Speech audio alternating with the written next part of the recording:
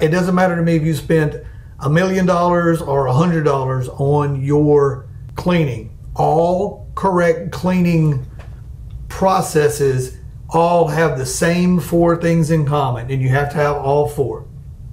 You have to have time, you have to have temperature, you have to have concentration, and you have to have impingement. So let's talk about the 4 of those just for a moment. Time. When we put the chemical on the part, the chemical has to set for at least 90 seconds on the part. That gives it time to create the etch and to create the corrosion resistance.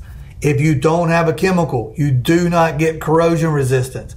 I don't care what you read online that says all you have to do is blast a part and then powder coat it. That is hot garbage. There's a way you got to do it and do it correctly, and it involves chemical cleaning, okay? So the chemical cleaning has to have time, has to have temperature, has to have concentration, has to have impingement.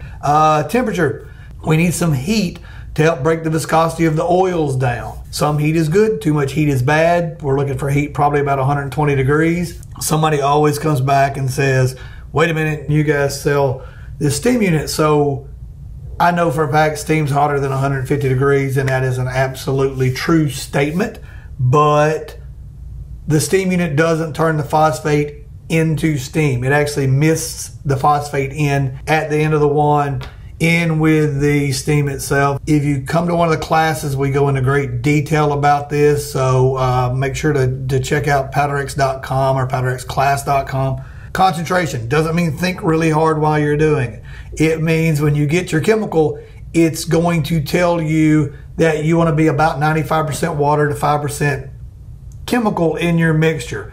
Side note on chemical, it's a phosphate, yes, but it's not like trisodium phosphate you get at Walmart. You have to go to a reputable chemical company and get this.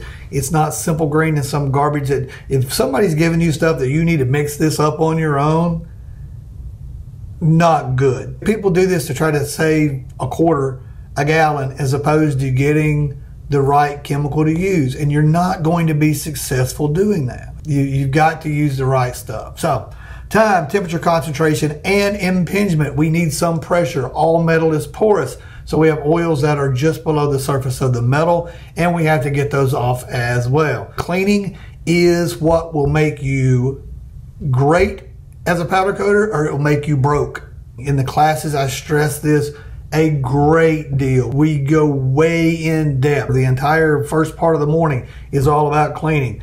And then when we do the hands-on part the second day, we supervise your cleaning of your part very well to make sure you really, really understand how to do it and grasp the concepts and understand how important that it is. Let us know, www.powderx.com or powderxclass.com, or you can always call us, 888-326-4840. That's 888-326-4840.